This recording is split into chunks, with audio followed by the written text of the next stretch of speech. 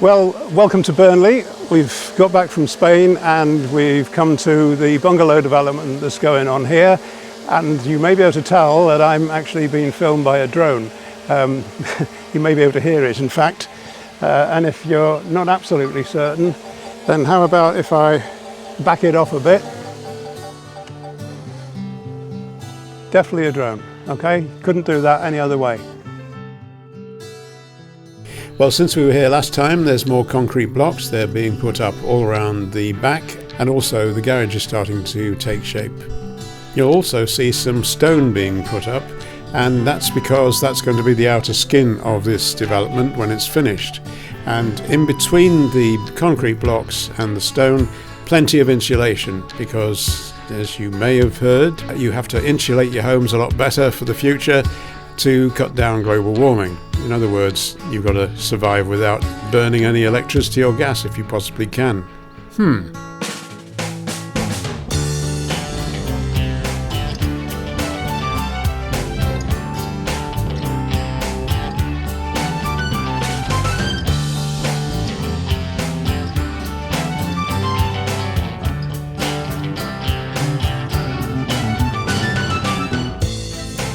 Now here's a job that I've done on a couple of houses I've owned.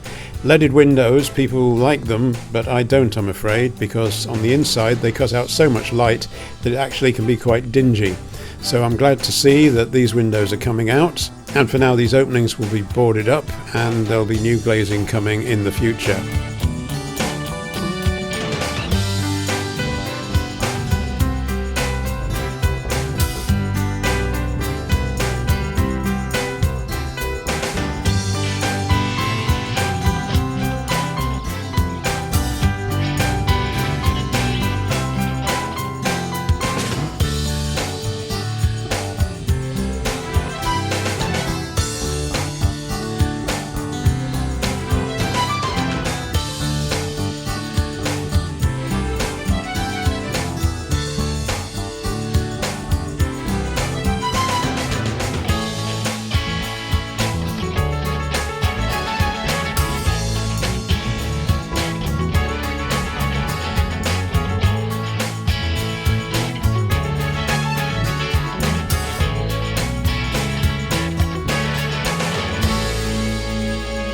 Right, I'm in Burnley outside the bungalow development with Steve Bushby, and I'm sinking in mud a bit.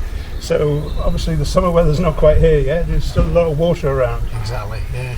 Yeah. So you've done quite a lot, because the last time I was here, you just had concrete blocks, but these are finishing touches we're standing by now. This is the sandstone, the exterior stone, with the coins at the side, stone coins, as you can see. Right.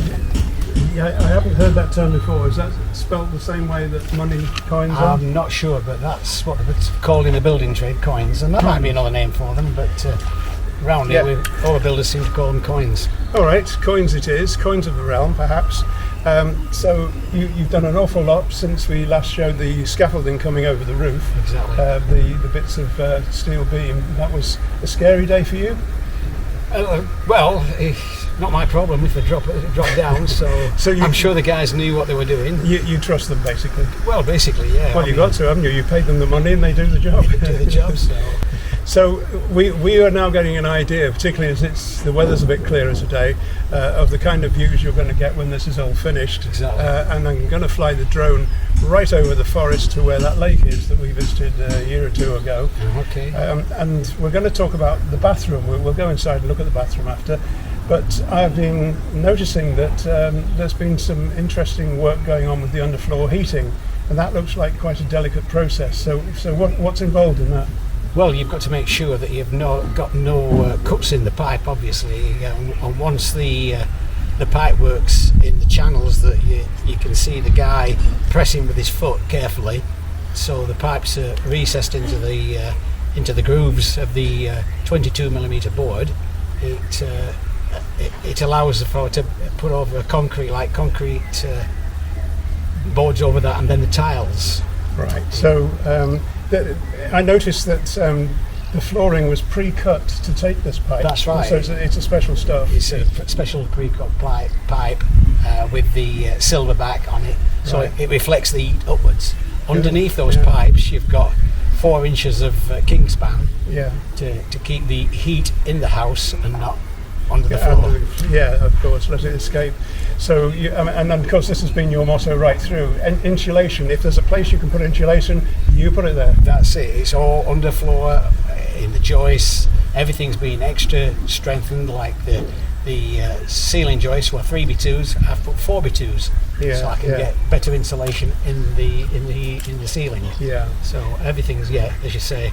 These days you're paying a lot for gas and electricity, so why not insulate Yes, the you damn might thing? try and pay nothing if you possibly can. Exactly. Bit of solar and you're away. Yeah. So the pipes in the floor, going back to those, they turn some really sharp bends. So presumably, Not really. They're quite moderate on the turns. Well, you'll see that when you see the guys putting them in. They're not kinking in any way. no, but that relies on him feeding it round well. That's right. Because that could easily kink, couldn't it? Yeah, the reason that you can see when he's unravelling the pipe work, he's twisting it round so it doesn't get kinked in any way. Yeah. So what's the next step for you then? Well, the next step, as you can see, is getting the roof on for the extension, And you've made some progress with the garage as well. oh yeah, that's getting higher. Each day as it goes along, the brick is going higher and higher. So you've done all the right stuff. You're heading in the right direction. We're going to move on to the rest of your bathroom, which is just about finished. So come back in a week's time or so. It'll be June by then, and we'll show you the rest of the bathroom. Going back over to Wallasey, where I have my shared house, and you may remember last year we completed an ensuite room with lots of insulation. We put a tenant in there and we found that there was a problem with the quadrant shower. We haven't tried one of those before, in that he kept knocking his elbows while he was showering, and that's because it's a rigid glass door and it makes the space too small. So we removed that and we put on a shower curtain. Problem solved, and we're now re-advertising the room on Spare Room.